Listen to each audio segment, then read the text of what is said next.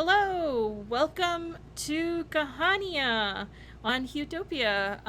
This is a Monster of the Week campaign set in Sarzameen, which is a South Asian setting that I am currently working on. So, we're just gonna do it live. Write it as we play. And joining us today is Morgan, Northern, and Bashir. As you can see, Connie's not here, as well as Kupo. Uh, Life has happened, and we miss them terribly, but they will be back next week. In the meanwhile, let's introduce our guests. Let's start off with actually guest and players. let's There's start off. more? Let's start off with our guest. Please tell us about yourself and where we can find you. Uh, my name is Norden Ali Kadir. You can find me online at Werewolf Feels. I'm a TBT writer, content creator, cultural consultant, disability consultant. I wear a lot of hats, just a lot, and I'm perpetually tired. But you can find me online where in tons of streamed games. I'm in another one tomorrow. Uh, and I also happen to be in the Musafirs. Season 2 is like we're getting our groove back. We're starting to make our plans, record some things. We're very excited. So this is only my first foray into Sarzameen. You'll see me again. Promise. Yay! And who wants to go next? Always happy to. Hey, I'm Bashir Gauss, writer, game designer, cultural consultant. You can find me all over, but I'm playing Karnain, the Summoned, on Kahaaniyaan, he, him, for both me and my character. Oh, right. I forgot to mention who my character is. Go ahead. We'll get there. Or we But can my get there pronouns are he, either him. way. My pronouns are he, him. We'll talk about the character when that happens. And Morgan. I am Morgan. My pronouns are they, them, and she, her interchangeably. You can find me on all the socials at Serena Bezos. I do a lot of tabletop RPG stuff here on Huetopia and everywhere else. Oh yeah, I play Nira, the divine, quote unquote. She, her pronouns. Wonderful. And I am the keeper. I am in the story, but also not in the story. You are the story. Ish. So you can find me on Twitter at media_junkie, and I stream, I do podcasts, and I write. And I just want to get right into this, get the show started. But before that, if you're watching for the first time, I like the players to do the recap of what's happened, just because. So who wants to do a recap? One of two. Obviously me.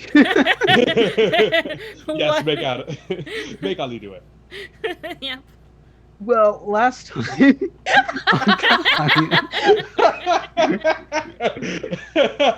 Kahaaniyaan, basically the search for Raj has begun. They went to a Hooters, except it's not one. It's not Hooters. It's Jalebi Junction. The flipped Hooters. It's Wooming's favorite restaurant, and there's a lot of half-naked men in it. There you go. But a lot of things are happening. Nira's getting contacts from the nature. So the Call of Water has achieved. Karnain recently like gain more cult members. Yeah, yes, I started a new cult. I started a new cult by providing fish to a village that had lost its livelihood, which was fish, in exchange for eating their local donkey. A fair and equitable trade, I'm sure everyone can agree. They did Especially leave a the horse villagers. behind afterwards. Yes. Who knew you could convert a mule into a whole bunch of fish? And a horse. A much nicer horse than the mule you lost. Which, really, all winning for the village that I hopefully will be changing its name soon. I think the horse was exchanged Yeah. for basically, please don't rename the town to Karnain. I'll give you right, yes. I'll give you this horse for free. Actually, no. Don't change the name. That's the cost of the horse. Yep. And then everyone prepared to investigate what's up with Raj. Haiti and Nira went in to pretend to be students and talked to some of the students about like what's been going on. Wu Ming had an awkward conversation with her boss about, hey, why have you lost the what happened to the staff and what happened to our horse, and then convinced her boss to give over like this supplies she'd, or give her like the fake ID she'd need to pretend to be a professor for the investigation. Garnane attempted to steal psychotropics, realized he doesn't know what modern psychotropics look like, and basically just put it all on the agency's tab and walked out with a bunch of more or less assorted medicines that he's going to pretend are in fact psychotropics and sell to college students for information. Which, yeah. And that got us into Hooters, which got us to where we are right now, which is, I believe, heading into the fancy restaurant. Into Hooters. Oh, God, it's going to be one of those nights, isn't it? You mean Jalebi Junction. Run right, by excuse me, the sorry. very well-endowed. And we mean muscles, apparently. Jalebi. Oh, gosh. I had a huge brain crossfire because for whatever reason, when I wanted to describe a very burly, muscly, buff dude, my first adjective was well endowed. I think I remember hearing that, and I was like, oh, I didn't realize you could see everything, but okay. That on rewatch I realized was perhaps not what I meant, and then everybody just leaned into it, which was fine. Yeah, okay. That's cool. Equal opportunity objectification? Question mark? This is not the show for it. This is not the show to get into objectification and gender theory. Anyways, back to the show. Back to Kahaaniyaan. It's going to be one of those nights. I'm so sorry in advance. All right. So, Nira, you have... I guess I wanted to ask a question. Yeah. How do you rest? Do you sleep? Do you kind of meditate? Do you even have a need to sleep? Like, how do you take care of yourself and rest? What's your self-care? Usually the seaweed wrap. Like laying on some like warm rocks. So basically just rolling around on the coast. Yeah, no, but for real though, I think she sleeps just more like, I think it's more meditative than anything else. So it's like a conscious rest where you're not really like unconscious and sleeping, you're just meditating. Yeah. All right. So as you are meditating, you think about the big flashes of visions that you saw when you had answered the divine call several days ago. And as you are thinking on it and meditating on it, these images start to become slightly more clearer to you. You see these weapons or tools, you're not sure. You see these big tools and weapons being created by cloaked figures of immense power. The thing is, you're not getting visual images so much as auras and feelings. And the auras you get are very strong, powerful, a little frightening in how strong it is. In addition to the fact that that aura feels unnatural, you get a sense of dread. It's the color of squid ink. almost. That sort of the feeling and images. You think it's a lot like when the defiler mages take too much from the land to the point where it becomes void, it becomes ash, it becomes cracked earth, it becomes dry. It's an anathema to you. You see, you actually now are able to comprehend at least the elemental weapon that was of water. You see the shape of that large crocodile in this large mangrove forest somewhere in Banga. You're not sure. Banga is where you're in right now, the sort of region in the east. You see that life's being siphoned into what you now know is that weapon that got disintegrated. You see some sort of a bear-like shape somewhere in the Bahari regions, which you know is the mountains to the north, getting siphoned into some sort of weapon that you're not able to see clearly yet. You see some sort of hot, fiery creature again also gets siphoned into something. An orb of some kind, you're not quite sure, in the sands of Registan towards the west.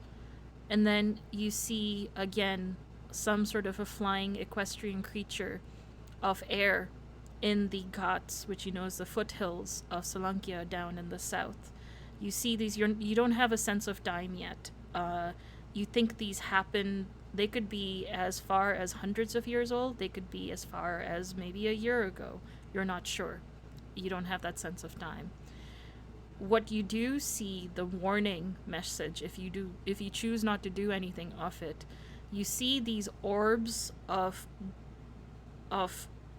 squid ink darkness and unnaturalness and dread start to coalesce and come closer and closer and closer to the holy city of Rajgarh, which is about a day or two's travel north from here.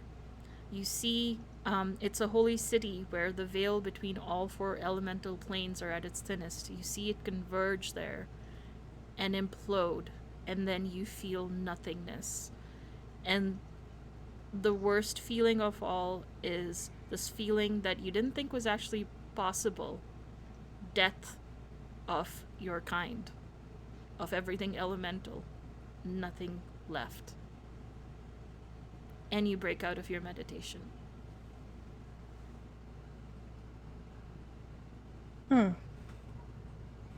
Interesting. Yeah. I'm also trying to think, where is she right now? Does she have like a house? Is she staying somewhere as like a hostel or like? You could.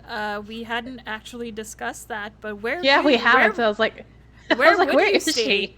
I felt like you were perfectly fine doing beach living and kind of coast living of just hanging out in the beach. Yeah, I mean, I don't think she minds like sleeping on a. I literally don't think she minds sleeping on a rock at all. Like I think we're going into the water and hanging out. Because we're on the coast, so like she can just pop in and pop out whenever. Yep. And there's some really nice coastal areas that there's definitely docks for like the port. There's also beachfront property and of the people who have more means to do so. There's also public beaches and coastal areas. Yeah, I think she'll probably find like a little excluded little area, probably like within like some mangrove like roots. Yeah. And just like find shelter underneath like in there. Yeah, that's the city of Koldak is pretty close to the mangrove forest that takes up a good chunk of this region on the south. It does look like we did get raided, so. Ooh!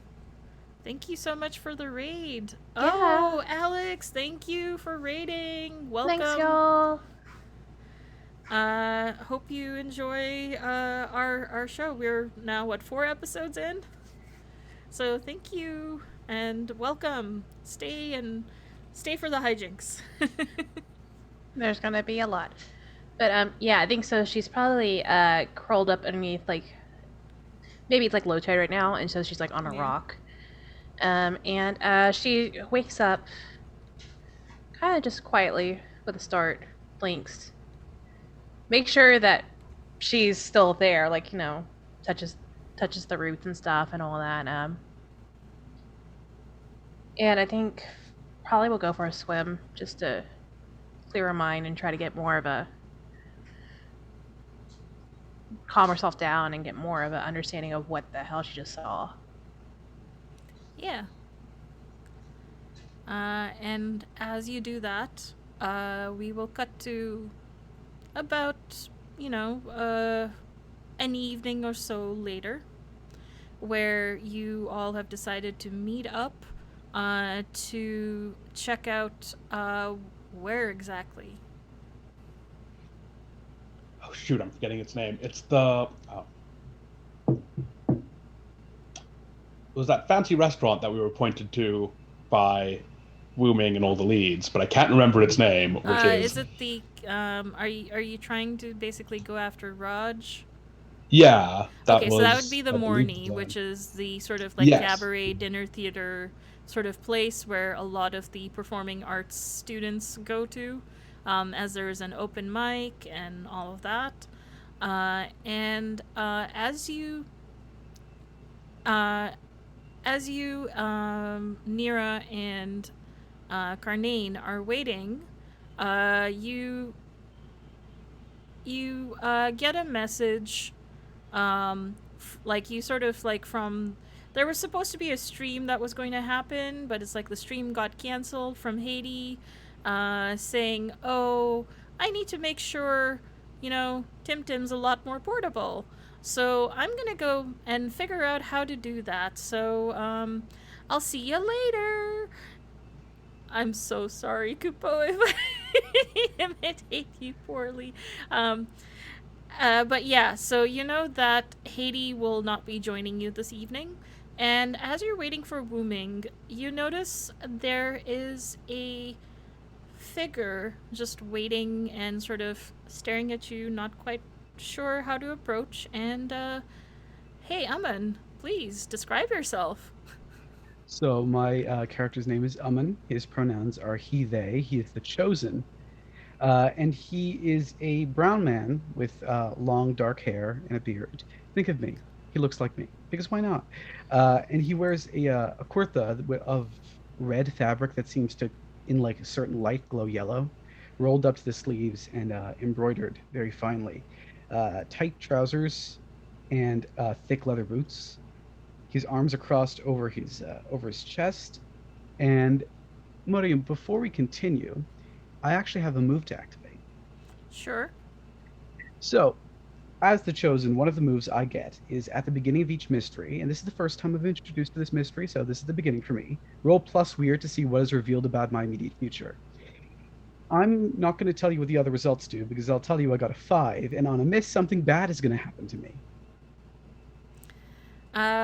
Let's just say, things might get a little hot and steamy. So I see we're going back to Jalebi Junction soon. Yeah, exactly. Or perhaps you might get a little burnt out. Mm-hmm. You're enjoying yourself, huh, Mario? Yes, the puns.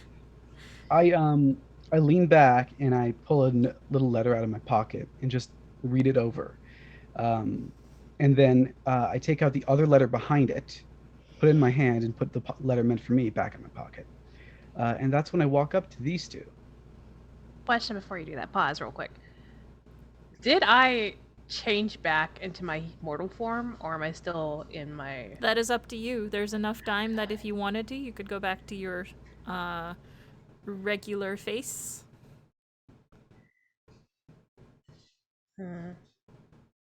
What is Carnane dressed up like?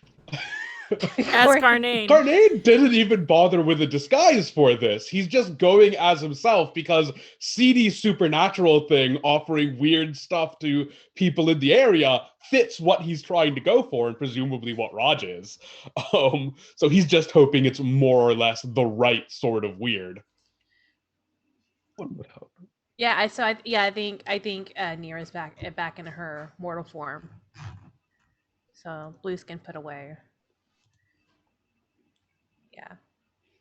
Okay. So resume. Sorry, I just wanted to think about that before you came up. So Wu Ming told me there'd be 3 of you. Our third had a bit of an issue. I think technically it falls under childcare, though I believe I'm going to be yelled at if someone says that. And also, it makes me look bad if someone says that. So, we'll just call it personal problems. Corning, you're too trusting. Who are you?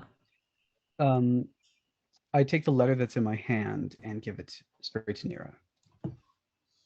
I take the letter gently and I open it up and read it.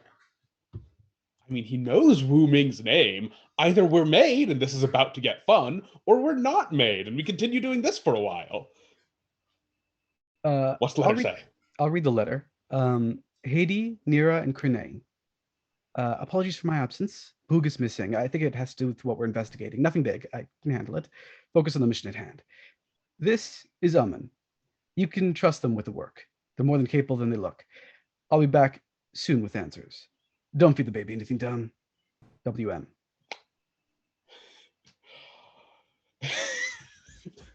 And that's when I extend a hand to Nira. When I see that her eyes have gone to the bottom of the letter. Amun. Nira, it's a pleasure to meet you. And she'll take his hand and shake it. He feels like he has a bad fever. Like a really bad fever. And hers is really cool to the touch. Now you, I know, are supposed to be blue. Well, aren't we full of surprises? How do you know that? Wu Ming knows everything. I guess she filled you in and everything. She did. I'm a contact of the agencies. I get called in for not usually this kind of thing, but local research, legends, history. Speaking of which, aren't there supposed to be 2 of you? I thought there were 2 of you. And he looks at Kunane when he says this. I genuinely don't know what you're talking about, so that's new. Behind the wall, there are supposed to be 2 of you. Oh, presumably. I mean, I'm the only one who got out. I'm genuinely missing something here, but that explains why it's been more than one night. It's a pleasure to meet you both. I am sorry that Jaime isn't here. So I did get filled in a little, but not exactly on what you intend to do. What's the plan? We're trying to, track down Raj, shake him down. We're trying to track down a dude. Raj, describe. I didn't actually get a description. Nira, you got it. You got the description, right? You're talking to the weird children. Yes, the weird adult children. And she describes basically just what was told of who Raj was, because I don't remember. Okay, I can give you a couple of things. So the physical appearance wasn't described as much, just what you would find him drinking.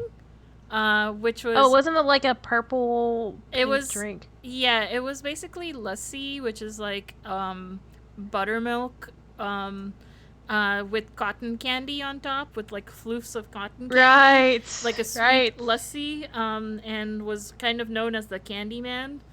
Oh, that's right. Oh God, I'm not ordering that.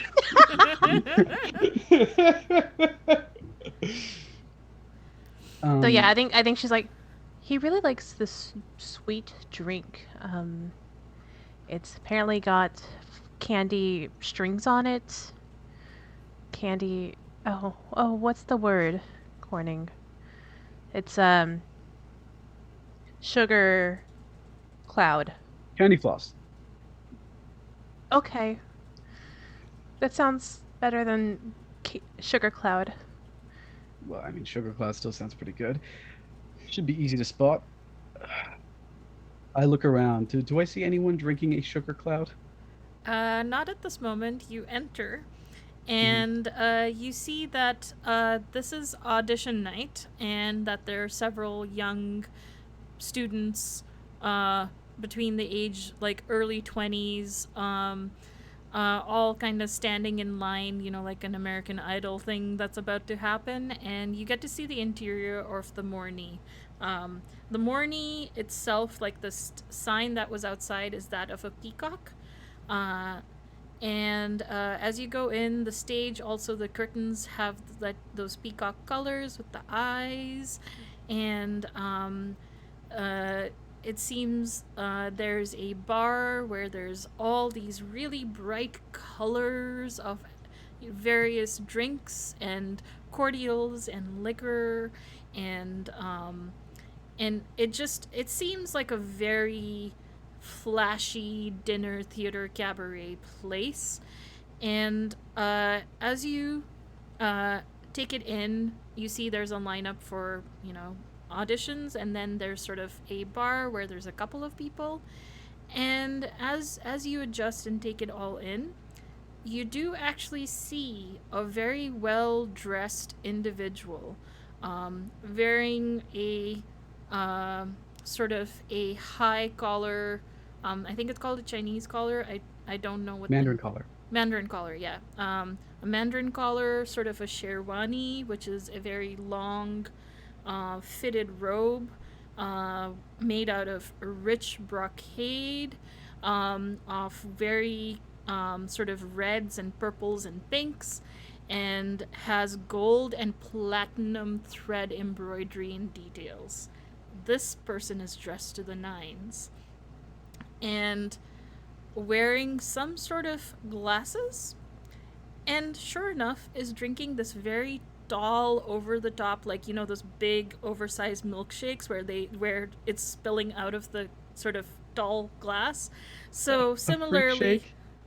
The Candyman is a freak shake, buddy? and you see a tall glass of, you're assuming lassi because it's white in color, and then this big mushroom cloud of cotton candy in red and pink and purple. Just sitting there with a straw, sipping nonchalantly, and just looking at the auditions that are happening. So do you think he still has teeth? What? Why wouldn't he? If you're that rich, you can probably afford to replace them. That's fair. Oh, sugar tends to rot the teeth. Oh, interesting. Noted. I don't think you'll have that problem. The plan was, if I remember correctly, one of you shows up, two of you, but only one of you's here, shows up as a student, one of you shows up as a drug dealer, and one of us is a professor. I'm assuming you're not the professor, Kahaaniyaan, so it's you or me. I am willing to try, but no, that's not. He kind of heaves up like basically a sack of the stuff he is currently taken out of what it was in, disguised as basically bags of drugs. There's probably a magic roll in that later to see how well did that actually go when he did this. You could roll sharp right now. All right. That was actually well, okay, you can also roll sharp too, but it was mainly for Amun to roll sharp to see, are these actually drugs?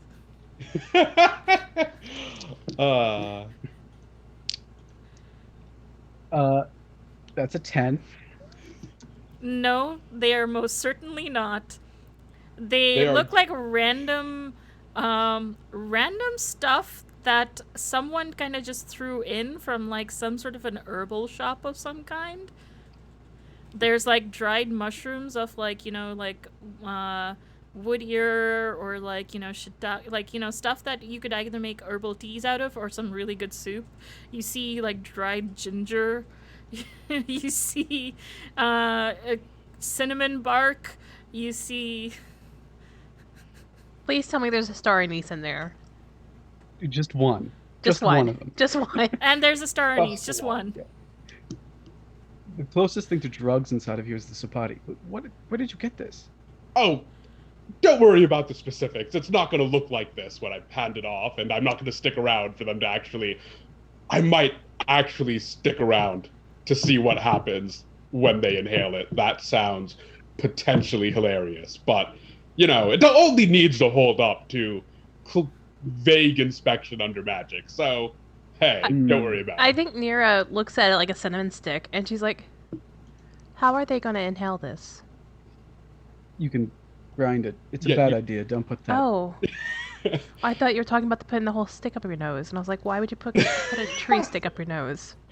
No, that's something you could do to someone, but not something you can convince someone to do to themselves. And a random student is like, oh yeah, we ground them up and we had this challenge of taking as much as we could without gagging. It was really fun. I managed to have like 3 tablespoons before I had to gag. You And then realize walks people off. choke to death.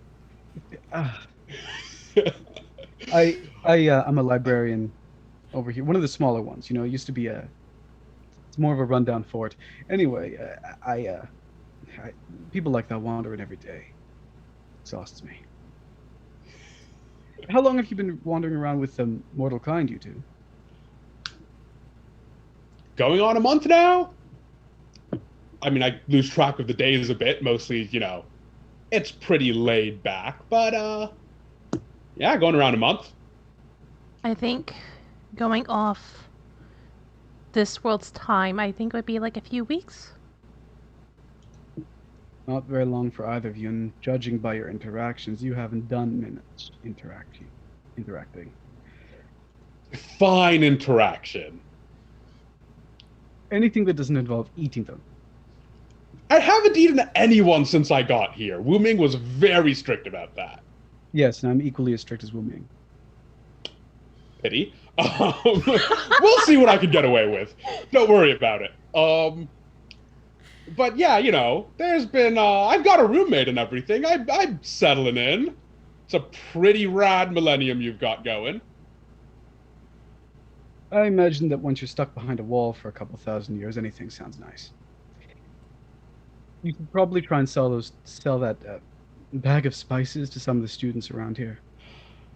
Once people start talking about you, that's how you get something like that involved. Yeah, that's the plan. Let's see. Nira, are you good without Haiti on this one? I should be fine. I'll take care of her, don't worry. All right.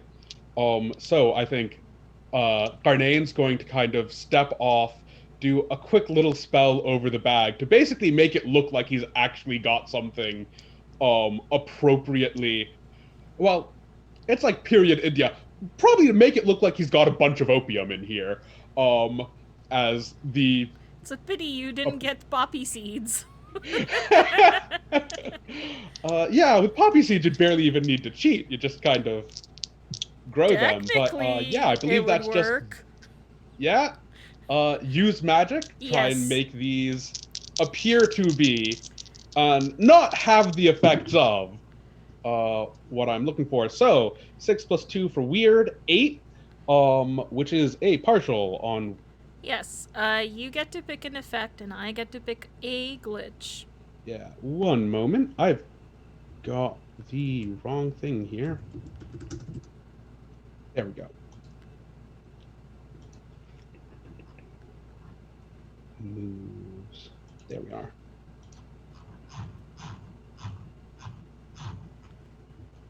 All right, so you pick a glitch. I pick an effect. So this is, you know, one thing beyond mortal limitations, more or less. Basically, make this stuff appear to be assorted drugs and/or opium. Yeah. And I'm gonna say anyone, it looks like it, and it's certainly when they ingest it, but it is still what it is, and having an entire cinnamon bark by itself might be problematic. Especially if they decide to snort it up their nose. Oh no. Look, consequences are for other people in the group to worry about. As far as I'm concerned, full success. Yeah, I think with that, Carnane's going to get to his job, which is weird demon offering you things you want and/or drugs, in the shadows of the cabaret. All right. And who are you trying to do this to? I think the idea is to get enough people involved so that eventually we get Raj's attention and get him heading over here, which should be slightly less obviously an issue.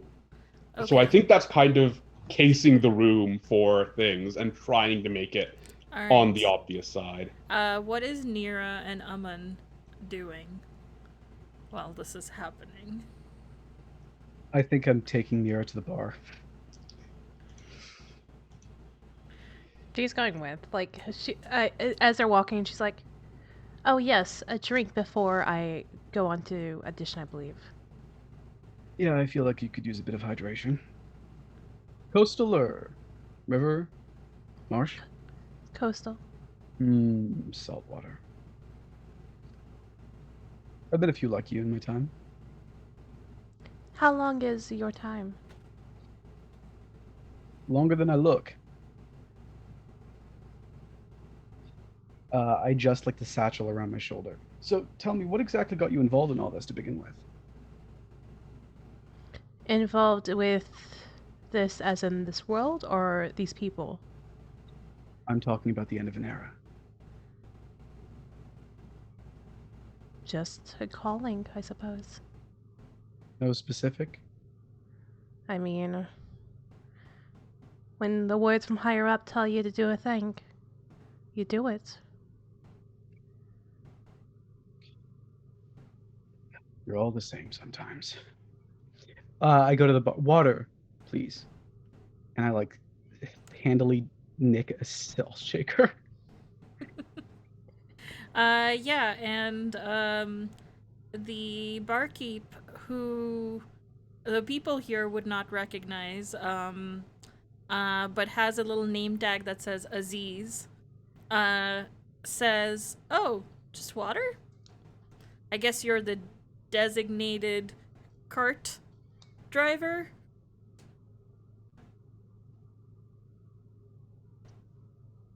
Yeah, water. And just sort of like that joke falls flat and just goes, grabs some water, pours it out, and says, "All right, well, you know where you can find me. I'm here, I'm here all night." And just saunters off.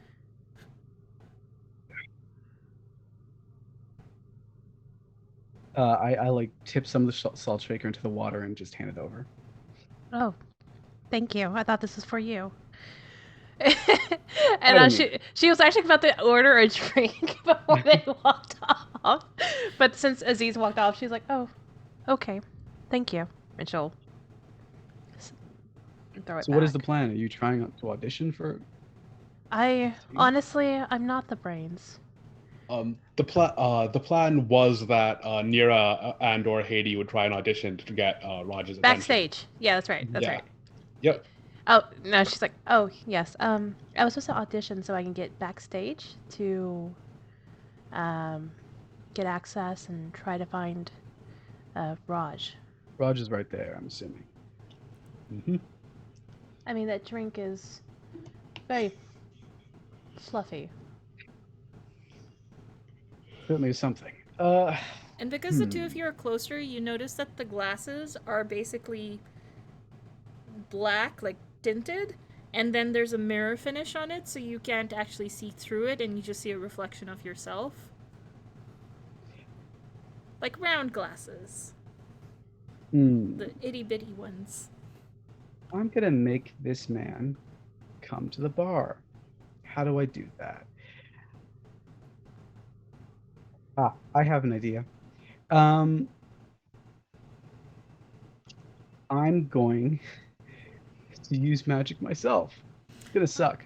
All right. So before you do your roll, let's go back to Carnane and see how well he's doing casing the joint.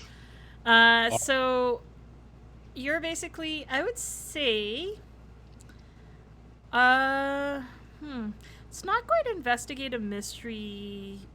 You're trying to essentially get information. Let's do a modified read a bad situation where Ooh. read a bad situation. Let's do that.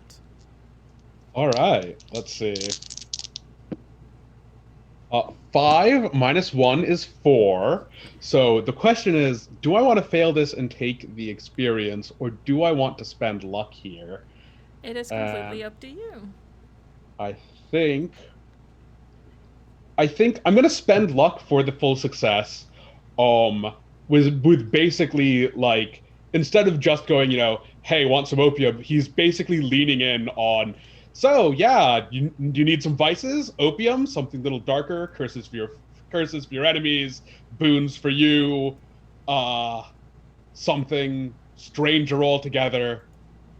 And he's basically going with, look, this dark cult has used capitalism to get itself moving forward. I'm also going to exploit this to get what I need right now. And he's leaning in on a lot more. Oh, okay, tempter in the shadows of the cabaret, offering you whatever you might need at the moment, and presumably with the luck to some degree, acting on it or giving some small nudge, enough of a nudge towards it, so people feel like they've got what they're asking for. Oh yeah, and for sure that all happens, and you notice as you are sitting in the barn, you're about to do something to get Raj's attention. That you see Raj's attention is actually kind of tracking Carnane a little bit and seeing. It's almost like the minute Carnane decided to really almost use whatever magical essence Carnane is to hold sway over these college students, kind of does a sharp turn and kind of is staring, almost as if perhaps sensing some sort of magical shenanigans going on. What do you do, Amun, when as you were thinking of trying to get Raj's attention and you see that happening? Let's read a bad situation, shall we? Sure.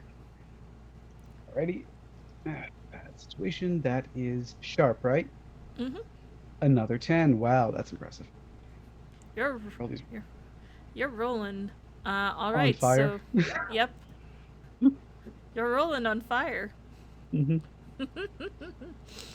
All right. So you get to. Oh yeah, yours was also read a bad situation, kind of, and we'll get to that. So on a 10 plus, you get to hold 3. And then, Carnane, because you basically rolled as if it were 12, you may ask the keeper any question you want about the situation, not just the listed ones. Aha. So let's see. The big one I'm looking for is, sorry, are we doing Amun's first, or? I think because I realized read a bad situation, we'll do yours, and then I will say that because you kind of acted after the initial casing the joint, you get to use Carnane's answers to build your own questions. Gotcha. Excellent. So I think my any question is, who else does Raj have in this building who's kind of on his side or in his payroll? As you kind of are doing, doing all the, demon bargain sort of a thing, you see that at least 2 of the bouncers near the exits seem to be in cahoots with Raj in terms of sort of looking and glancing. There's like a little perceptible nod, and then kind of just like, okay, just check in, boss, sort of a nod back. So you get the sense there's some sort of a agreement of need to get out of Dodge, there's some help. All right. And then I think, are there any dangers we haven't noticed?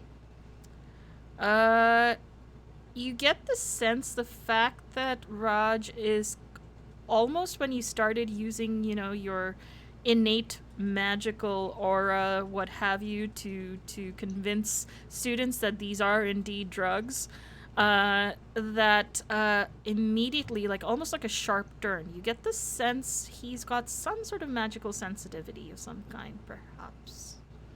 Ooh. And then At the very least.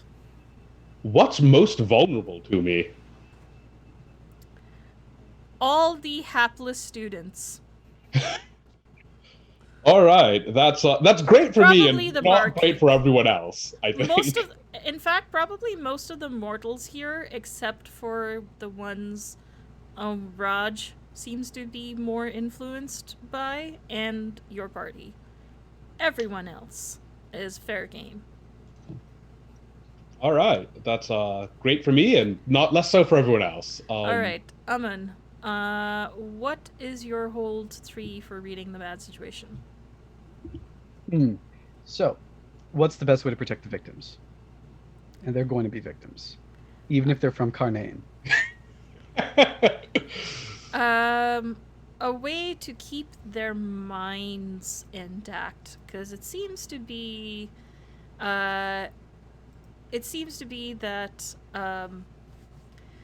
there's some sort of mind controlling influencing happening here. You're not sure whether it's from Kahaaniyaan or from someone else in this room. Love that. What is the biggest threat? Probably all of you. Oh, I'm the biggest threat. That's nice. Anyone who isn't mortal is a danger to mortals. It's true. I know that.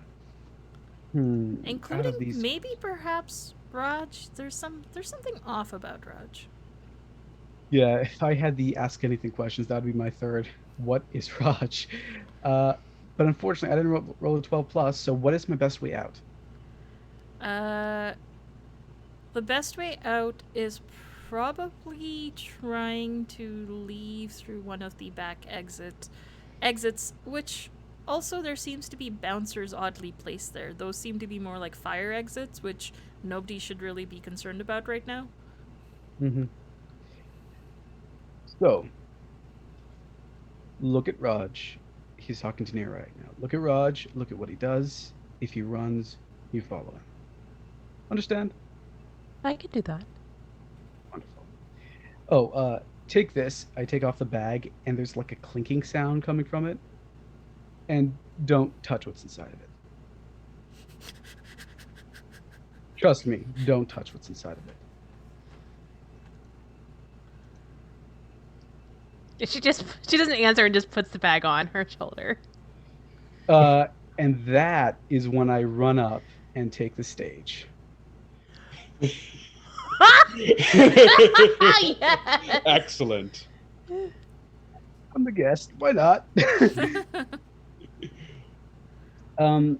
So I have a move called the big entrance. All right. When I make a showy entrance into a dangerous situation. And I'm going to roll plus cool. On a 10 plus, everyone stops to watch and listen until you finish your opening speech. On a 7 to 9, you pick a person or monster to stop, watch and listen until you finish talking. And on a miss, you're marked as the biggest threat by all the enemies that are present. All right. Roll that big showy entrance. This is going to be fun, right? We love this. Oh, I rolled another 9 and I get a plus 2 to cool. That's an 11.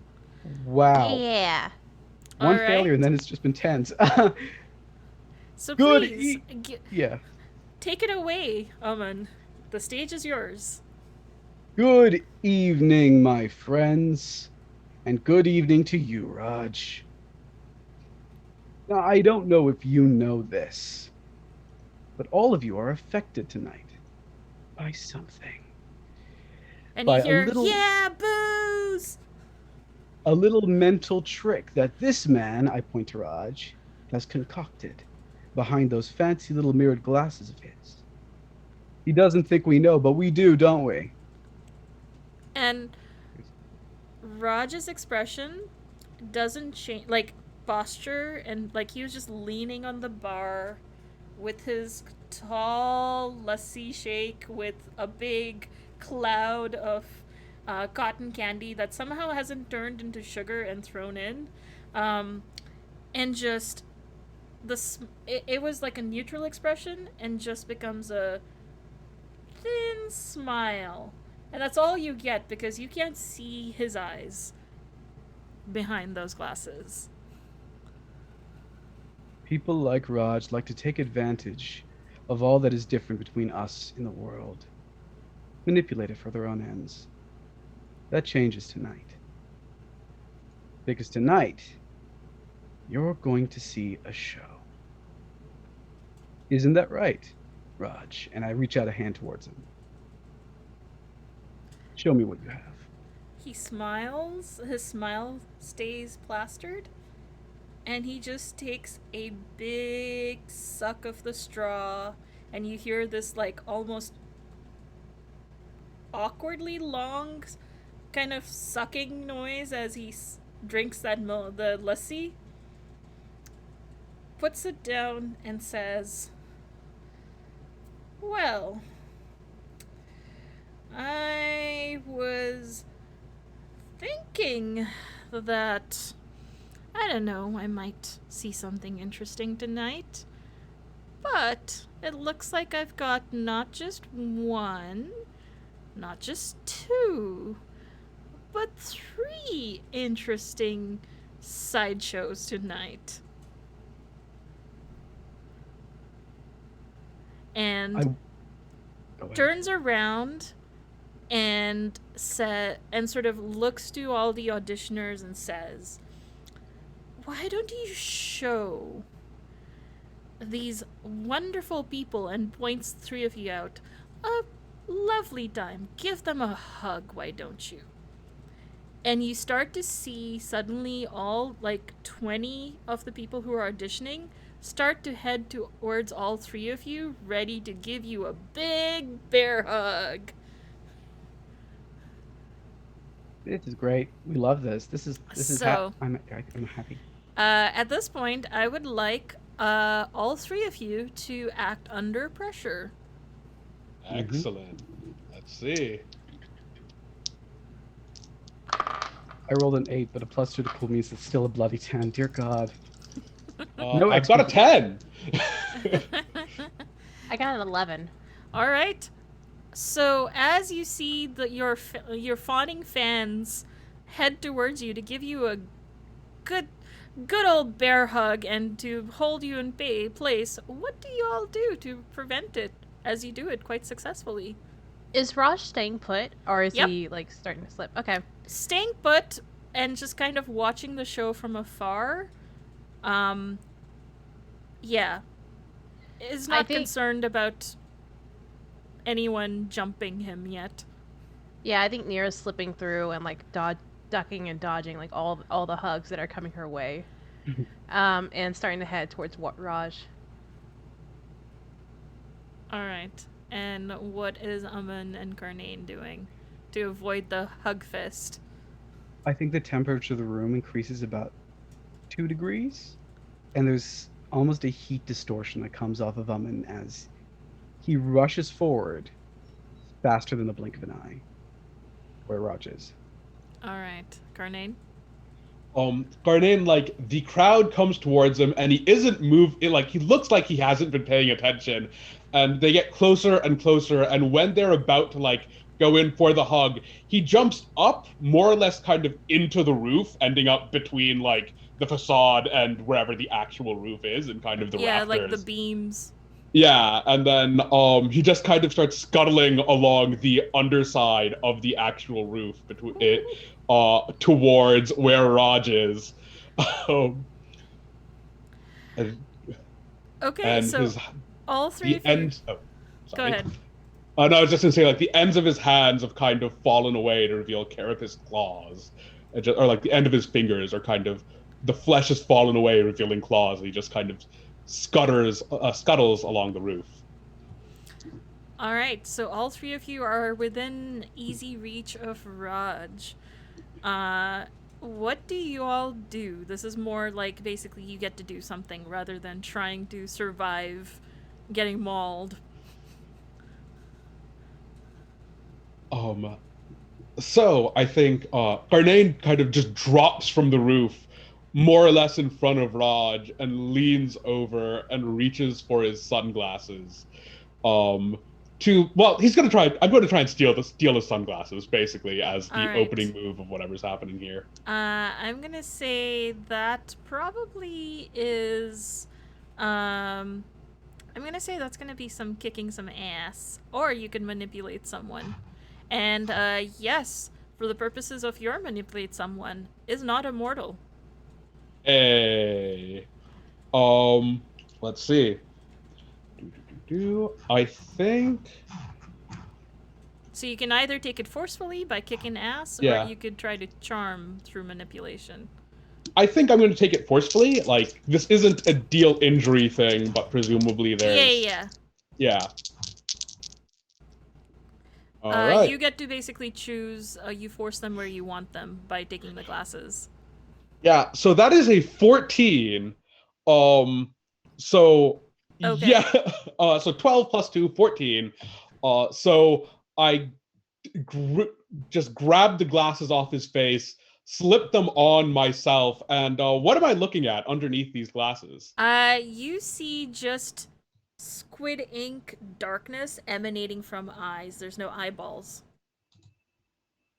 Ooh, this is Also, because you rolled over 12, you also get to pick an enhanced effect as well. all right. One moment, let me just grab the. Please don't pick that last one. Don't drive them away. Let's see. You will. There is sort of exchange of blows a little bit, but I would say it would be very minor. Mm-hmm. Yeah, and then I'm going to say give +1 forward to another hunter of just presumably losing his glasses. Like, there's Yeah, a short all scuffle. hunters I get rip it. glasses off, put him on, and he's on the back foot of just this is definitely not how he expected the reveal to go after he unleashed his dudes.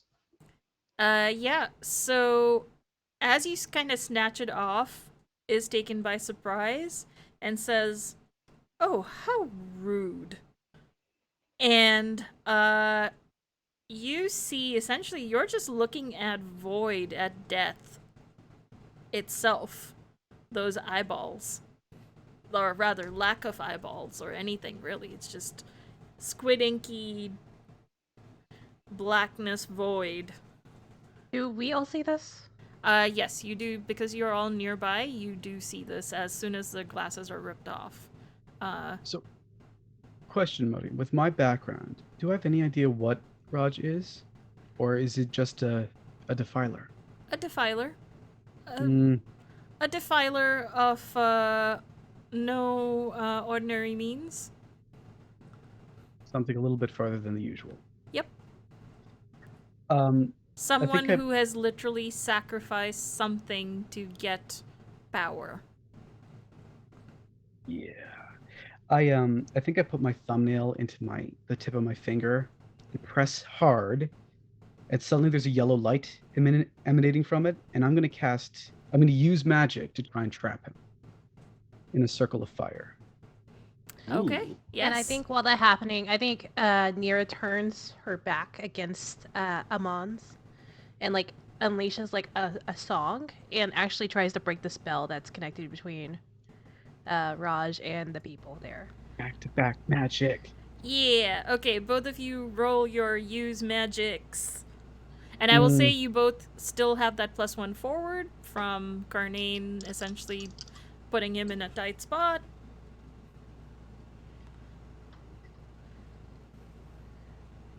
What is my additions. That's gonna be a 10 for me. I rolled a 9 minus 1 because I got a minus 1 to weird, but plus 1, which means it's still a 9.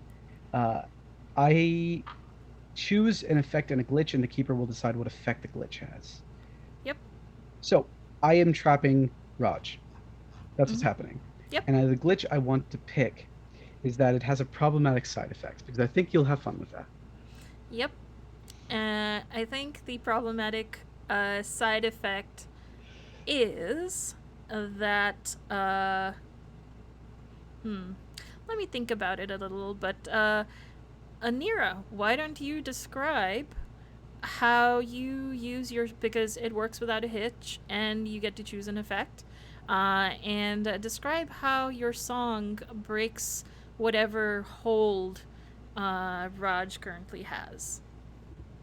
Yeah, I think with that, she just inhales deeply and just lets out like a harmonious, like, you know how, like, whenever you hear, like, people doing a cappella, they'll, like, do different tones and, like, octaves and stuff. Like, it's just all coming from her in various octaves and just sounds like what you listen to it into a seashell. It just, like, very, like, fills the room and just sends, like, a chill down your spine in a way, but in a beautiful horror in a way.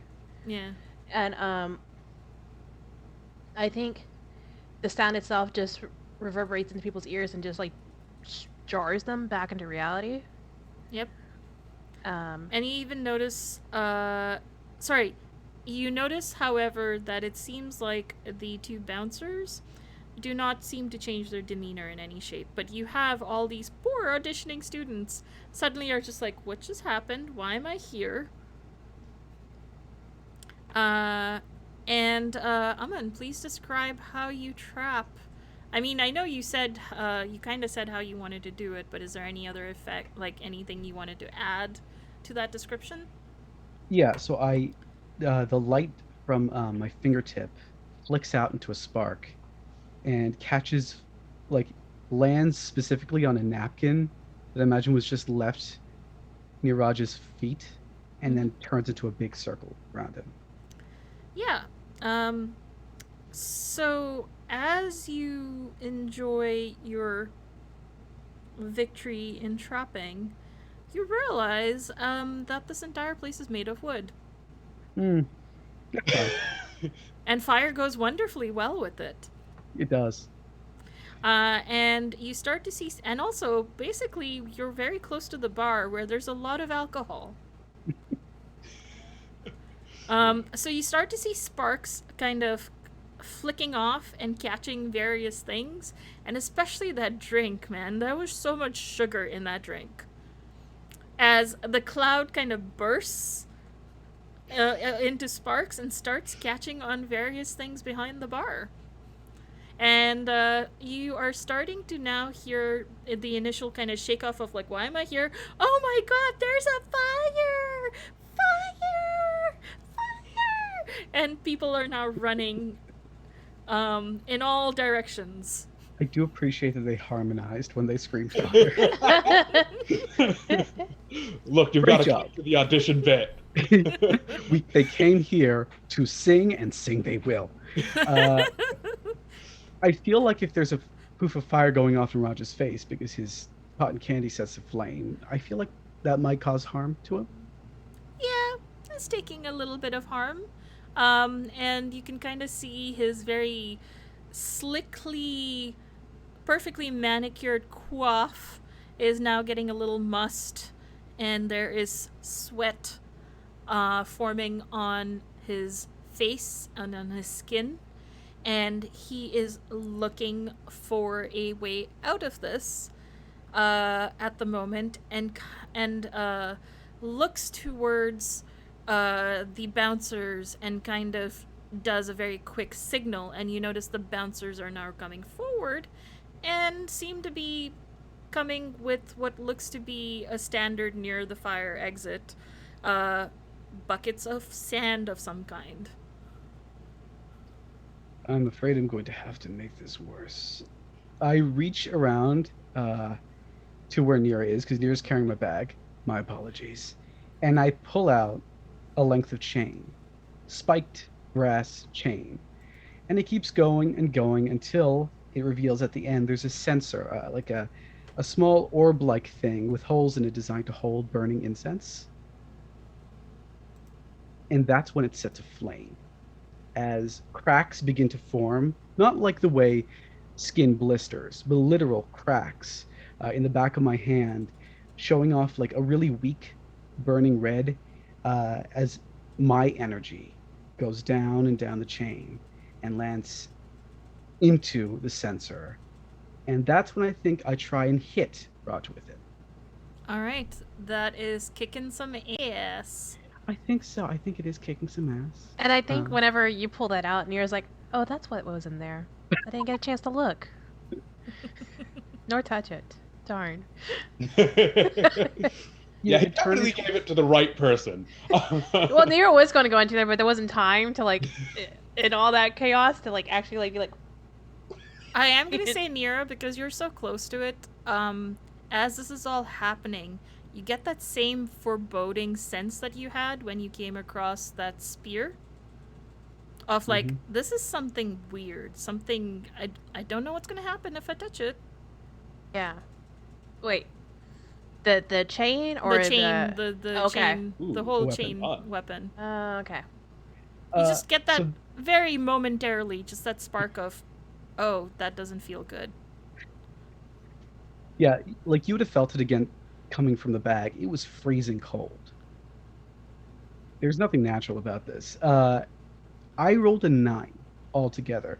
If someone wants to try and help me out, keep Raj distracted. So I think Garnane is going to grab like the remains of that drink and kind of just casually down it, ignoring the bar increasingly going to flame around him, and lean as close as he can to this It fire is barrier. so raw. sweet. You can feel your teeth kind of like have that kind of chalky chattery taste, and you've had some really weird things. This is so sweet. You could swear you might have the sugar disease. Fun. That's worrying. But he's going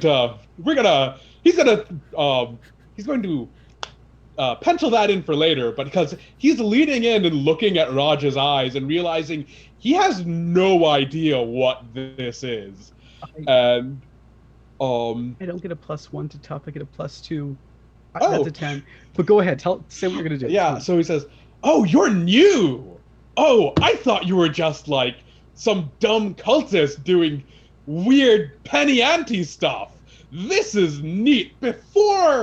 Well, you're not human, so I guess before we get around to eating you, what are you?"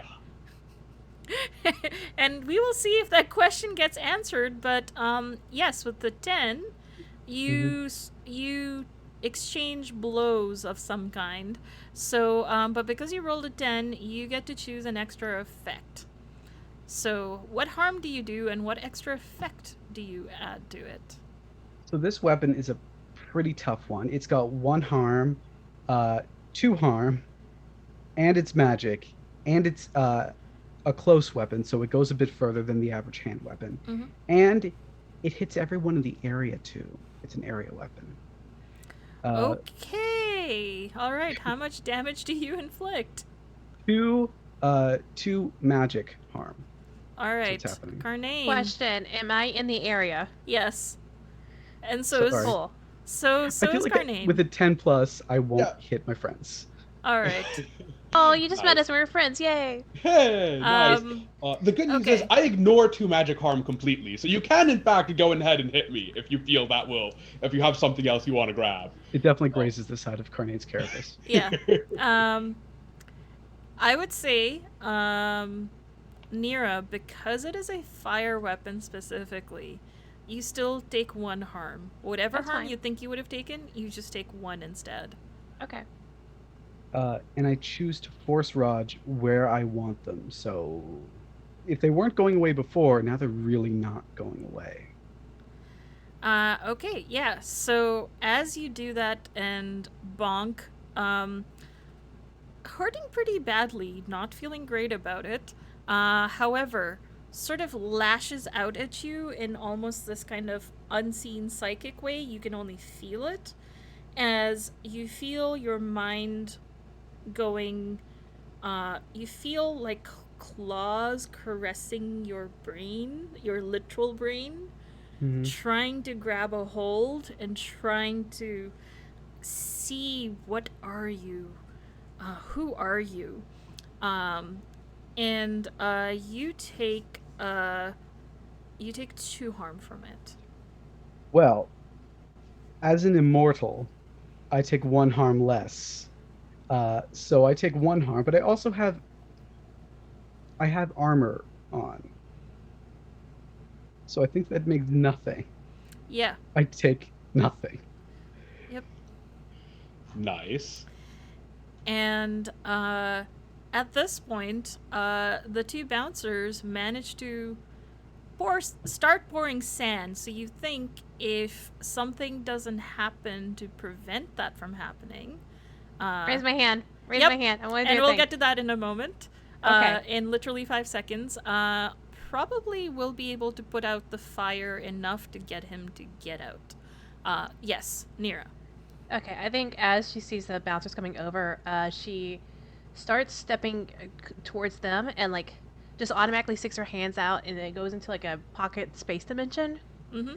And it comes out and it brings out the little silver rod and she like pulls it out. And as she pulls it out, it sort of like breaks the mirage of her image as well. So she actually shows her true self now to them as the silver triton comes out.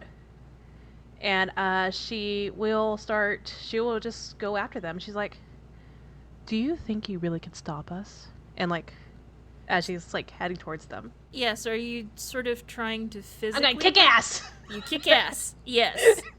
All right, kick some ass there.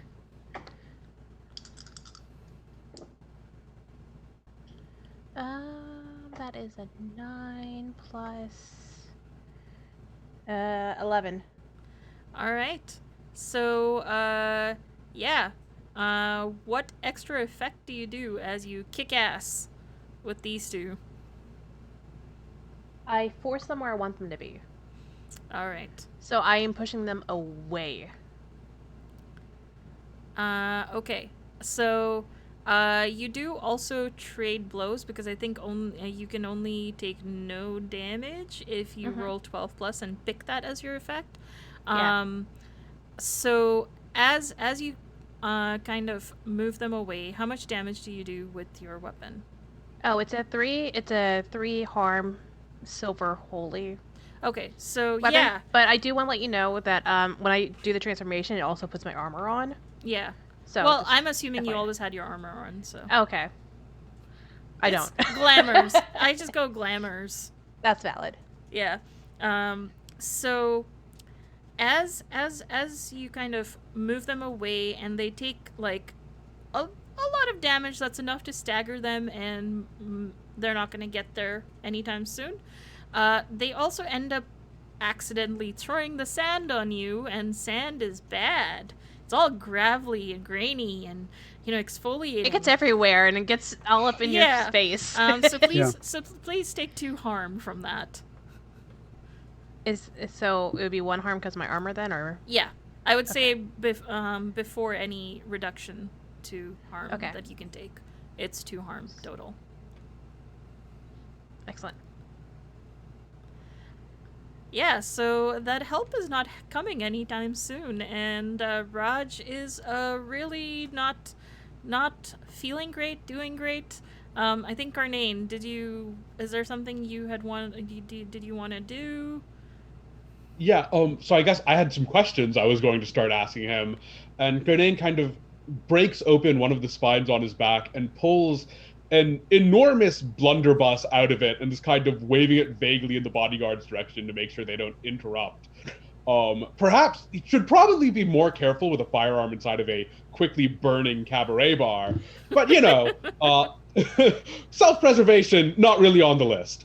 And he leads into Raj. So we've all got some questions here, and I figured this was going to start somewhere else, but I've got to ask, what the hell are you? And just stares at you, stares at everyone and kind of like assesses the whole situation and says, okay, I guess you got me in a right pickle, so can I have my glasses, please? You know, it's rude. People get really I'm unnerved keeping by these. this. These are mine now. Fine. They're But mine nine- forever. Pulls out another pair and sticks it on. Raj is a defiler. Okay, I'm gonna need more than that. And I just don't know what points that. and points towards and it's like, yeah, you got it right. You know, doesn't say anything. It's just sort of like, mm-hmm. I'm assuming that's a new thing. That's not on my radar. Not exactly new. People have been practicing it for centuries, but this one's definitely new. We can continue Centuries this is pretty new. discussion in the safe house. Sorry, Kahaaniyaan, but I feel like we need to get out of here as soon as possible. And he looks back and kind of realizes, oh, the bar. Yeah, the bar's on fire. That makes sense. And people say I'm the monster. I mean, I was just having a drink. Which, You were by the way, manipulating- you stole.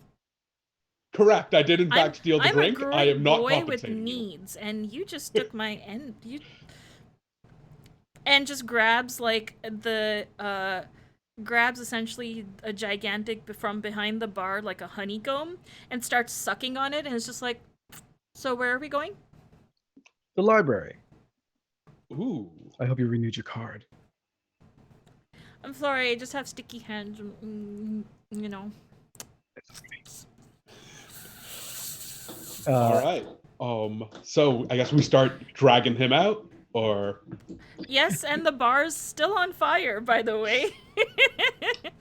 And Fine. and the people who probably would have helped take the fire out are currently suffering from some grievous wounds. Nira, any way you can turn this off? Sure. And I think she's going to like pause and just feel the water, like, you know, because there's water hoses and like all this other stuff. Is there a water sprinkler system by chance? or- No, but there's plenty sources of water nearby.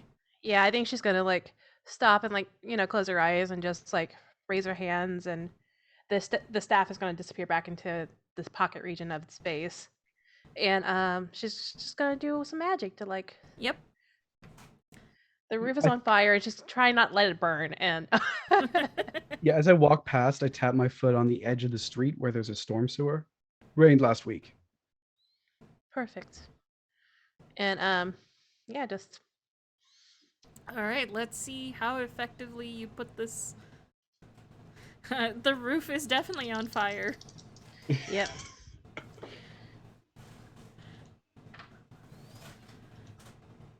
So, I'm going to ignore the dice and just do a luck. All right. Another. Because that was a 4 plus a 1 for weird, that been a 5. So let's That just would be bad. let's just do some All luck. luck. right. Fine. All Everything's right. fine. Let's just do some luck. All right. So you get to. It works as works without issue, and you can choose your effect. Okay.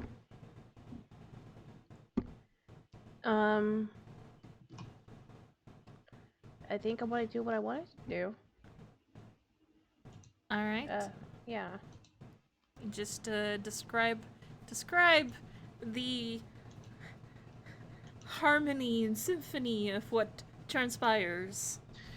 I'm getting very Mickey Mouse Fantasia vibes in a way. Buckets start dancing are you the gonna way get over. all the mops in the near area to start just magically Like bopping buckets of themselves water? down. No, it's gonna. I'm just thinking more of the water itself, like raising, like when Oh yeah. sort of situation. Oh yeah, it's like you put your hands up and there's like a wave kind of. Yeah, and yeah, I think it just comes out of the storm drain and just kind of just floats in and fills up.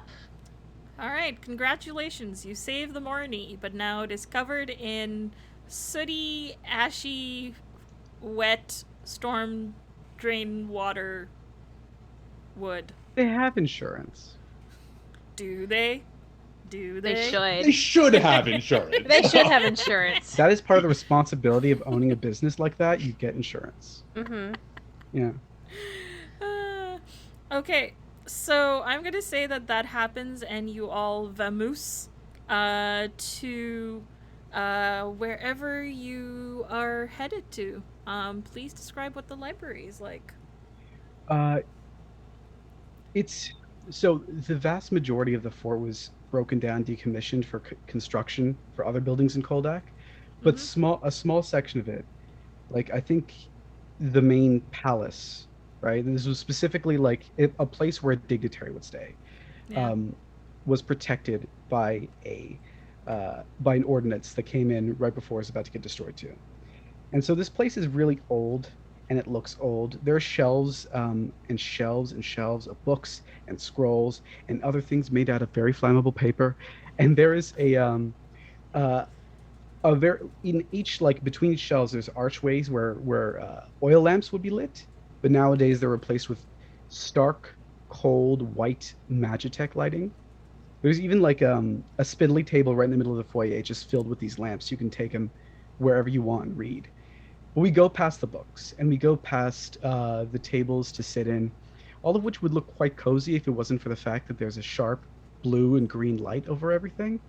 And we go into into a back room, which is lit exclusively with oil lamps and candles everywhere. In the far back, there's a picture with a garland around it, hanging high up. Um, there's a bed. It looks more like a like a sort of home rather than anything else.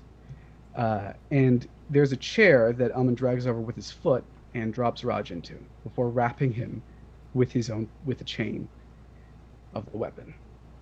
And you notice that the honeycomb, usually people just, suck whatever and leave it. It is Yeah. devoured. Like there is no sticky hands. It's like all that sugar was just consumed, wax included. Cravings, huh? That was the cost. Do you even taste anything anymore? Well, just sweet, really. I would say I feel sad for you, but I don't deal with mind control freaks. Well, me upset. it was either that or flesh, and I figured people might make a bigger issue of flesh, so, sugar it is. Well, I mean, there's nothing wrong with a healthy craving for flesh for something like what I guess you are now, but Not helping. yeah, I don't think Nira- Nira says that, but that's what I'm thinking. Nira, I apologize. I realize this place must be a bit uncomfortable, but it's the closest thing to a safe house I have. Why would it be uncomfortable? Fire everywhere. Oh. I mean, it's fine. I've been walking on land for a while now, so I'm getting used to it. You had questions, Kahaaniyaan? I believe yes, Raj is in no position to say no. yeah. What is a defiler? Like, sure, person gives up something, becomes monster. From what you've said so far is my guess, but defiler's a pretty specific name. Wasn't around when I was around. What's all that about? Is that some bigger thing I should be aware of? I could Clearly, he probably answer knows that. everything and kind of points towards Amun. I don't need to say anything at all. He's got all the answers. Oh, if you have answers, by all means, I'd like to hear your excuses. You see, we're just really sick of, all these divine creatures, the elementals basically telling us what to do, and we gotta do it, or otherwise catastrophe. We got an earthquake down here, or we're just gonna have this wave take over your beach house. Just it's they just like to rule over us. So you think you can do better? And I think Nira actually sort of sits across from him in a chair and crosses her legs. You think you know everything, don't you? I didn't say I did. Well, It it just seems like you feels sure know what the world is about. It just feels like, us mortals are always in mortal danger from all these divine beings all around, and then just figured maybe we should kind of, you know, improve our chances. The Ascendants certainly, they sold. I get to get more power, and in return, we get to, equalize the playing field a You little. know, you Because if there's less of you, then there's, we have a fighting chance. you're giving them exactly what they want. You selfish little prick. The defiling arts are like this. I pull out another oil lamp filled with oil. If I wanted to simply light a light, I could do it like this. I flick my fingers and the small like wick lights up. But say if I wanted more, well then I had to sacrifice something and take from something. And you know what? Let me just show you. I like reach into my own hand and crack it backward. And like before, there's like a break, almost like watching a pot crack open. And flame is pulled from it, which starts off very soft and yellow and immediately goes to a dying sort of red color as the oil lamp slowly lights brighter and brighter and brighter.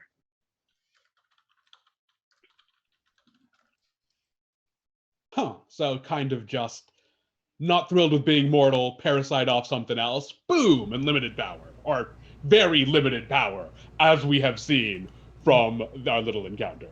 The problem is it takes, and I like kind of thumb the wound closed. The problem is it takes more and more. So you start taking from others, consuming others' mind, body, flesh, or, worse, stealing from the jar itself until there is nothing left. That is why, by the way, you get the earthquakes and the forest fires. People like me don't do anything. It's all up to you. After all, you created us simply by wishing us into being. Yeah, until, you suddenly there's like this priest who's like, oh yeah, this mountain has said we need to give it some sheep even though we are starving. And then suddenly those sheep go to feed a mountain? Why do rocks even need meat? And then, we just keep being told, oh, this is for the good of the good of the land, but we just end up giving and giving and giving. You say Yes, we because we created you, but you seem to think that we are nothing but your servants. because too many of us act like your children who need to be led around by the nose like a bull in order to do what's necessary, when really you're quite intelligent. I don't disagree. But I think, definitely disagree on the quite intelligent bit. Keep going. yes, after all, why listen to me? Clearly I'm something that I'm not. I just like sit down in another chair. Any more questions for this asshole? Yes. So the cult, okay, sure. Not thrilled with elementals. They've given the monkeys anxiety. Got it. On that end. Sure. Where are you getting this stuff? The weird staff and got the crocodile all pissed and all the other stuff you're giving to the, I don't know, college students you're bribing, which, again, pretty dull for a dark cult. I'm just putting it out there. I have no idea where they're getting the money from, but if you're asking where they're getting, I hold to like the end of the chain in my hand. It depends. Not all of them were created by the same people. Some of them, human cults, no different than this one over here. Others, we created ourselves. The Fallen. No, not just the fallen. After all, if the next era must come, sacrifices must be made. What matters if it's one of our own, right? And I think there's just a staring contest between Nira and Amin. Carnade's just waiting, hoping that this kind of inflames a bit. And you see Raj is just staring at the two of you. It's like, ooh, clearly there's no harmony amongst the elements itself.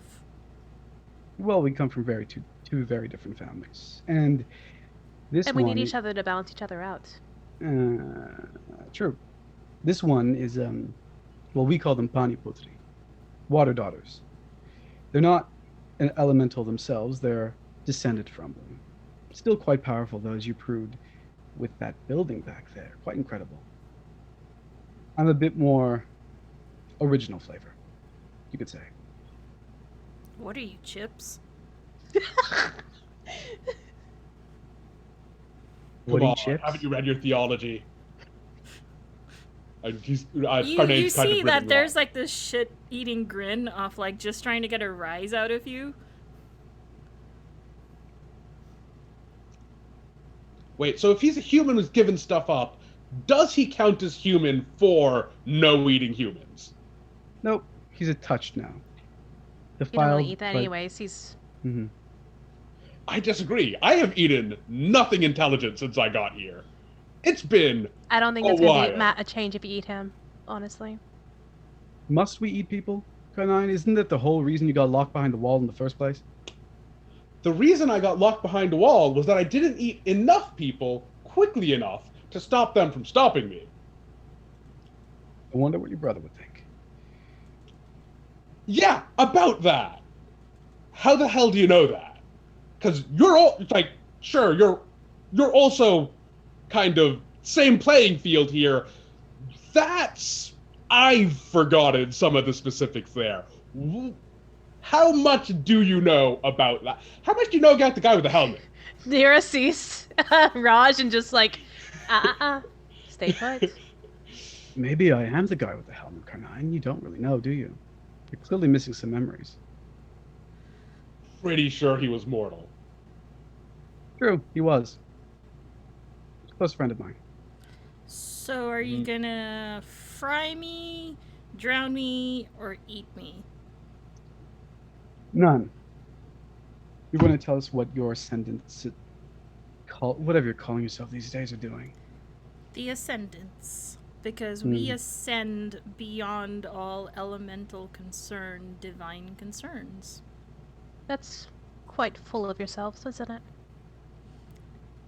No. Really. They have no idea how pathetic that makes them. Go ahead. What are you doing? Plans? Deeds? Well, clearly you're smart. You should know by now what our plans are. I have this chain wrapped around him. He's sitting in a chair. I'm sitting in a chair opposite. You notice he's quite flexible. I start pulling the chain and pulling the chair closer to me. I guess Until, frying it is? I think we're face to face, and I put one foot in between his knees on the chair, and I lean in. Well, this could more likely cut you in half. Not a pleasant way to go. I hear some people survive it too. Must be nasty. I'm just curious as to why you have this. I mean, I was looking for it, so thank you for finding it for me. Like I said, some of these were made by us. If the era is to be changed, like you want and like this one wants over here, and I'm beginning to think you too, all four of these must be united in some way. And considering the water one's been destroyed, one is going to have to be created. Yeah, and thank you for bringing that to me as well. My point is that you want these, but so do, and I like lean in and look at Nira. So does she, even if she doesn't know it yet. Can And I so does hear this this? one. Oh yeah, he's not been Okay. settled. And so does this one. He points to Kahaaniyaan. You're caught in an arms race. You're destined to lose. How's that for judgment?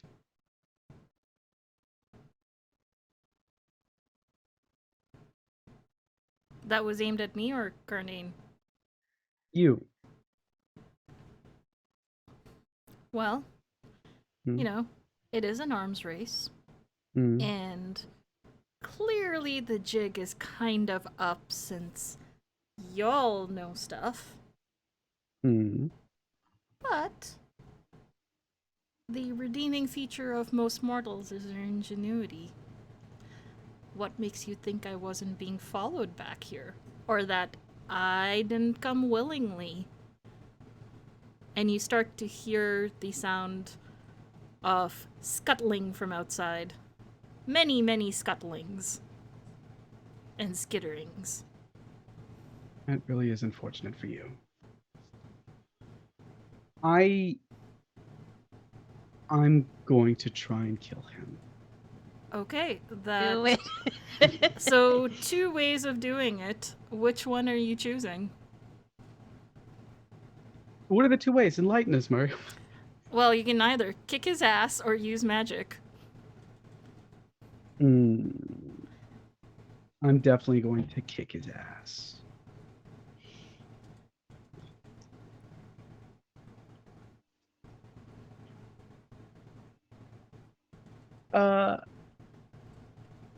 I rolled a 8. Okay. But see, that means I'll suffer harm, and he probably is not going to die from it, right? He can probably survive another 2 harm or 3 harm, right? I think taken. You're not quite sure. Did take quite a bit of harm at the bar, and but some of his wounds have healed. You've noticed because he was sucking on that honeycomb. Ah. It's true. It's true. Yeah. I spend a luck point. All right. So I rolled a 12. All right. Let me update. In case you're wondering, these emojis that keep happening on the screen, they are luck point indicators. And as you can see, it looks like Aman has been dipping into it quite a bit prior to... He's lived a very long life. All right. So with that, what is your enhanced effect? Double the amount of normal harm. Yeah, that's probably gonna do it. And before he leaves his mortal coil, though, he is going to basically more a mental harm than a physical harm, spit in your face and say, the ascendants will rise above you all. Just wait and watch.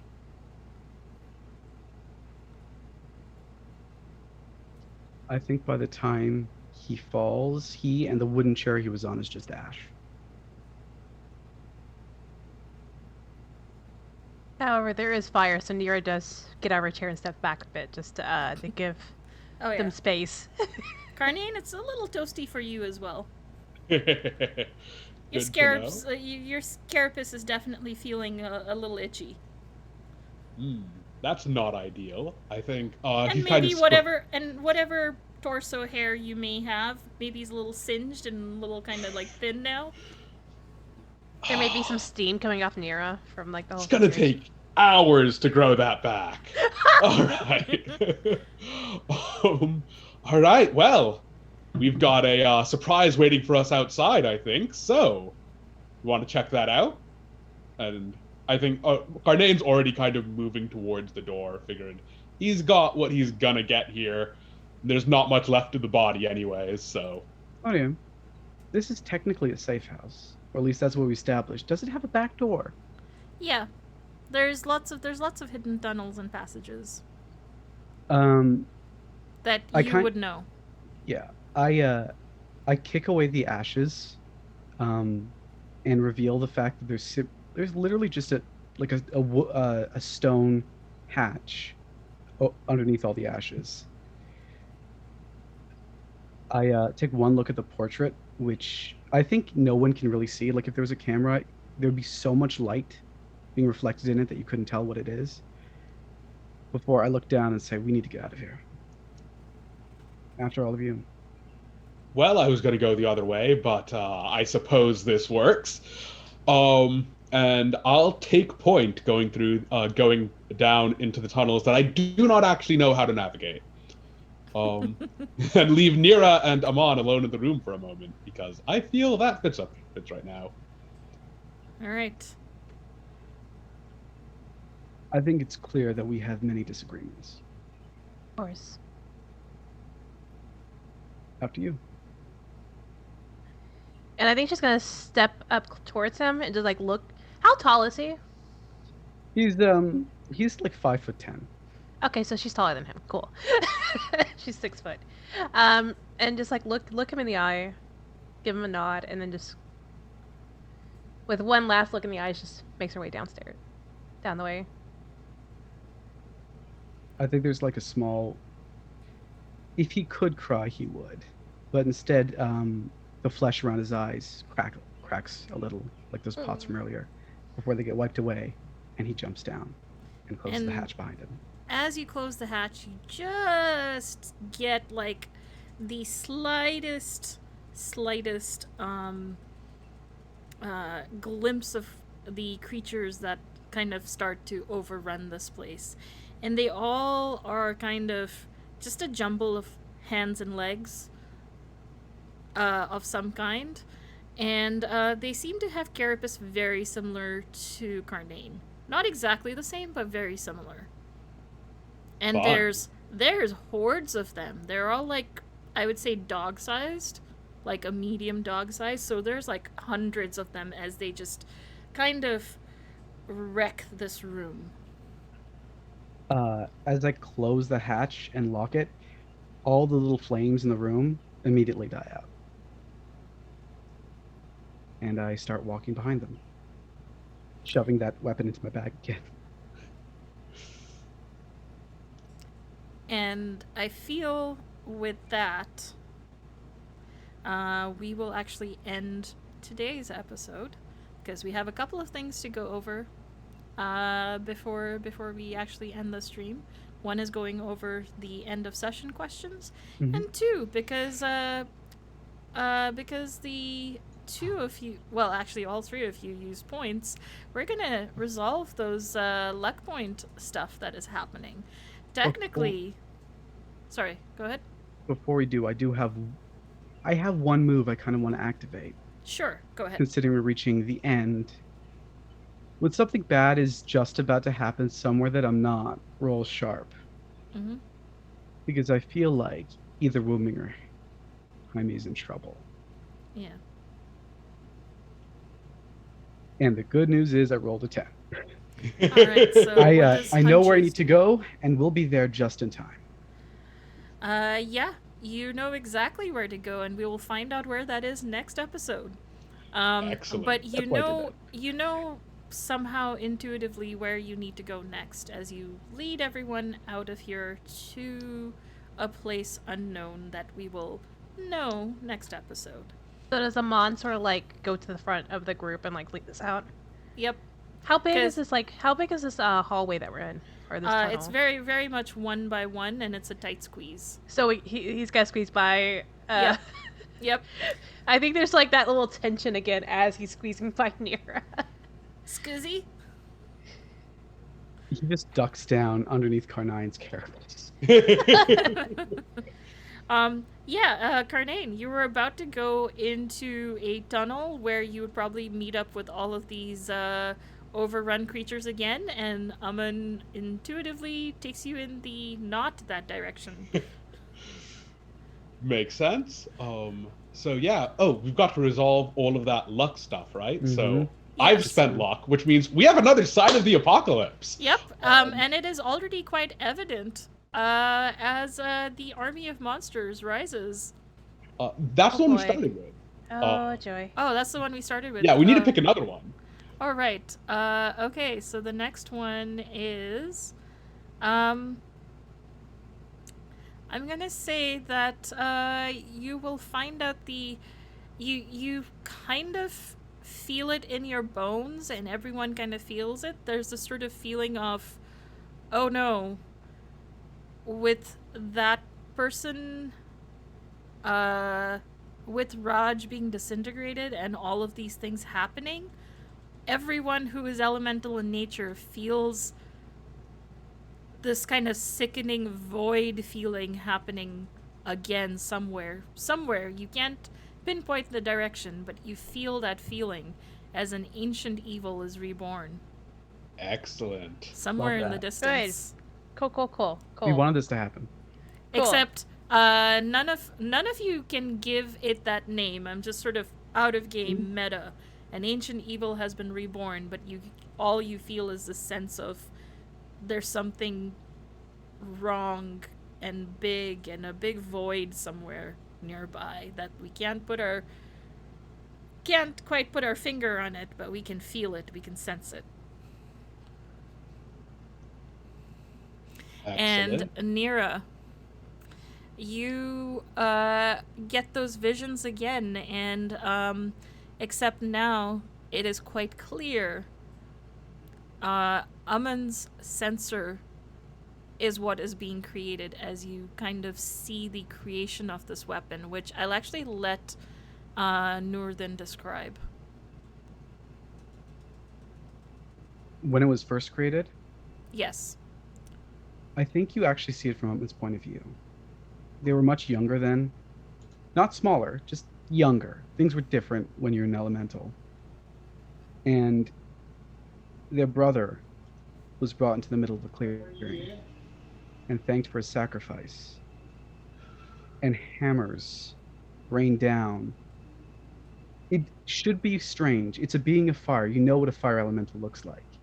But as the hammers ring down, it almost solidifies. Originally, you just hear the sound of flames being pushed aside, and the sound of wind, and then the sound of ringing metal as it gets pounded and pounded and pounded. And then, over the course of days, from the perspective of a terrified younger child, you see that metal shaped and reformed and moved and shaped and reformed into a siphon, something that could take the power of our people and use it to change the world. And that was the day that Amun stole that siphon and ran. Because if his people did that, they couldn't be trusted with the end of the world. And Amun, as you use your luck point to utterly destroy this defiler, you get a glimpse of your own fate. And it is still vague, quick images, but you feel your doom coming. You felt the last spark of life exit you. You felt, and you now know it is going to happen in this city. It is going to happen soon.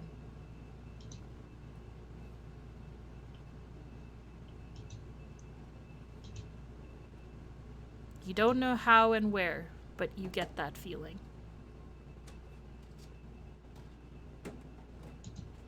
And with that, on that cheery note, let us get into our end of session questions. So,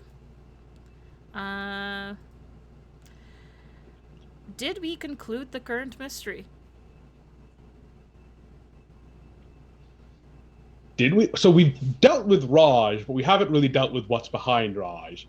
It depends on how you want to resolve that. I don't think so, no. Because we've still got whatever's happening to Wooming and Haiti coming up. I feel like I would argue we did end this mystery, we've just started another. We've ended the mystery of Raj and what the Ascendants are planning and who they are, and have started the mystery of how do we stop them. Yeah, that's fair. Okay, so that's one yes. Next question. Did we save someone from certain death or worse? The dudes, all the enchanted students in the Marnie. We did get them out of the firehouse. We got them out of the firehouse, and we got them out of Raj's enchantment, which was slowly getting people killed on his missions. Yeah, okay, so that's another yes. Next question. Did we learn something new and important about this world? Not at all.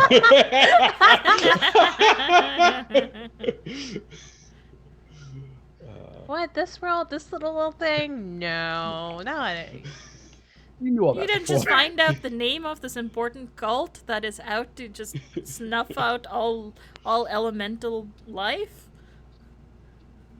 Yeah, we learned Yeah, we learned more learned about the a nature lot. of those weapons. We know where one of them is now. I always knew, but they know. We learned who You the know, there are Ascendants 4 of are. them. Mm-hmm. Mm-hmm. All right, and then last question. Did we learn something new and important about one of the hunters? I would say guest Yes. count. Well, yes, we learned many new things about Amon. Yeah, We tons of went new from things. weird librarian to fire elemental, and a lot of stuff about him and what his deal is, and that he's going to die. So definitely, we've also learned that Carnane has a brother, and that Nira is steering towards the beginning of a new age, or Well, at least we, is we supposed to. I thought I was honest about that from the beginning. About that's what she was doing. I I don't don't know think if it they had were come up. listening. Yeah, Oh. for the people listening. I don't think anyone was really paying attention. I mean, That's fair. in our session 0, yes, all the players know, but I'm not quite sure whether it was actually communicated and explicitly to the characters. Yeah, that's fair. Also, I didn't realize she was able to do the voice thing until. Mm-hmm. I mean, we kind of like hinted at it last game, but like Yeah. we were just like, oh no, it's just a memory thing, whatever. But now it actually happens. Like, oh, she can actually do that now. Yeah, We learned a Yeah. lot of cool things about them. we're learning lots. All right, so with that, everybody gets to mark 2 experience. Ew. Excellent. So close, and I know exactly what my next thing is. Anyone close to leveling up? I got one more before I level up. I've got one more before I level up. All right. Okay. A lot of stuff happened. I'm super excited. And next week, unfortunately, I think we're going to be without Bashir, so Carnane's going to Yeah. find something to do. I am almost certainly going to be missing. I may get back in time. I'm going to be like out near Mount Shasta on Saturday, and so I don't know if I'm going to be here before 3 or 4 on Sunday. But we'll see. If I get back, I will try to make it. If not, Carnane is presumably distracted figuring out what's up with these bugs, or otherwise kind of causing chaos. If you guys go after Haiti first, if like Blooming's still out, he may be prioritizing whoever you don't go for first, basically. Yeah, but I will come up with something more specific. Yeah, and let us actually let's actually go around the table and introduce ourselves again as players and where we can find each other. Let's start again with our wonderful guest, Norden. My name is Norden Ali Kadir, but most people just call me Norden or Norden Ali. My pronouns are he, him, and I played Amun, the fire elemental chosen, whose pronouns are he, they. As a guest, I will be returning as a guest next session as well, so I'll be here for the month of May, which is very exciting considering it's Asian Pacific Islander Heritage Month, because I'm Asian. Get it? Heck yeah. I'm in a lot of things right now. The biggest thing that you can catch me in tomorrow is Gehenna Academy over on Gehenna's Gaming's Twitch channel. Every Monday, 7 p.m. This is the second session ever, and we're planning on at least 10. So you're going to learn more about Neil the Ghost, and you're going to learn more than the other characters do, because apparently none of them know he's a ghost yet, which is great. There's also 2 finales coming up. One is the season finale, the series finale, really, of the Expanse game over on Valdrin's channel, Churn and Burn, where I'm playing a spy who's also a captain, who's also the son-in-law of Christian Avasarala. There's a lot going on, and who has a trial ahead of him, which is super exciting. There's some storyline happening there. Alfred, who's in the chat, is also in that. Saturday morning, we're not really sure if I'm returning or not, but the Mass Effect game that I was a part of is coming to a close. It is the series finale of that as well. So if you can tune in, find the end of the story of the other characters, even though you may already know the end of Calor's, you should. And there are a bunch of other things in the horizon. We have some panels coming up for Solidarity. We have the next game of this coming up. And we also have a Kickstarter where I'm writing for Monster Hearts 2, an unofficial small setting for them. That's on Kickstarter right now, so you can check that out there. All those links on my Twitter @WerewolfFeels, and I am very sorry for giving you a huge list of things to think about. And let's just go in the same order. Bashir. Oh my Hey, god, hold up. Gauss, I'm so I- sorry. Imani in the chat is also part of that game. I forgot Imani was here. I'm sorry, Imani. Go ahead. No worries. I'm Bashir Gauss. I played Karnain the Summoned, he, him in both cases. You can find me on Twitter at Bashir Gauss. You can find my stuff on itch.io at havocfet.itch.io. I am on a bunch of blogs and contracts at the moment. I'm trying to remember which of them I'm allowed to say out loud. I believe I'm writing for Orbital Blues, Spire Sin. I believe their Kickstarter finished. The Kobold Press's Southlands, one of Kobold Press's upcoming Warlock magazines, and then I think that's all the public stuff. That is all the public stuff available right now. If I've forgotten something, not my problem. And I look forward to seeing you whenever. I look forward to being back. This was great, and Nira. Yes, hi. I was Nira, she, her pronouns. I am in totality Morgan, they, them, she, her interchangeably. You can find me on all the socials at Serena Bezos. You can catch me again tomorrow here at Huetopia, where I do Game at a Glance, where I just hype up, talk about, just a chill little stream about just games in general. And I review some games. Don't know what I'm reviewing yet. I'll figure that out tomorrow. I am doing Apocalypse Keys on actual play on Wednesday, and it's Hell Twinkle All on Friday with Ryan Bolton. Trying to think what else I have. I think that's it. You can find more of my stuff on my socials. That's where I just throw everything at. But yeah. Mariam. Yeah, before I get into myself, because we are down 2 players, I just want to hype them up and, so that they are not missed. Kupo is amazing and is a non-binary Filipino streamer and TTRPG player who loves to play story-driven games like RPGs and indie games, and you can find them on Twitch at Kupo_Night and on Twitter at Kupo Night with the O being a 0. And as well, Connie, who plays, Kupo plays Haiti. As you can see, I'm very good at, I'm a professional, yo. And Connie, who plays Wu Ming and will return next week, hopefully. They go with they, he, she pronouns interchangeably. Is a 1.5 Gen queer Chinese American screenwriter, professional GM, and game designer with a focus on complex villains, cinematic combat, and emotional storytelling. You can follow them on Twitter at by Connie Chang and support their all-trans POC-led D&D show, Transplanar RPG, as well as I believe there's a charity stream coming up soon with panels that Nurthan had mentioned earlier, so check that out. As for myself, I go by they, them pronouns, and I do a lot of stuff. You can find most of that on my Twitter, which is media_junkie. I write for games, and the ones I can talk about is... God, that was a weird swallow. Thirsty Sword Lesbians. I have also written for Paizo's Mwangi Expanse, which is coming out this summer. And I think the copy of The Curse of the House of Rookwood, the Roots, which is the expansion Kickstarter, I got to write a stretch goal for that, where it was based in Bengal, and I'm super excited about that. And you can check those out. And yeah. That is me, and that is the show. Thank you everyone who rated, watched, commented, and everything. Thank you so much.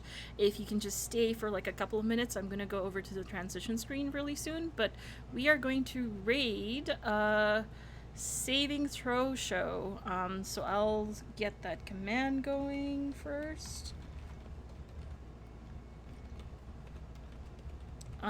And if you can just stick around while we go over the transition screen, come back in 2 weeks and take care. And I will do the very awkward hand wave while we do the transition screen now.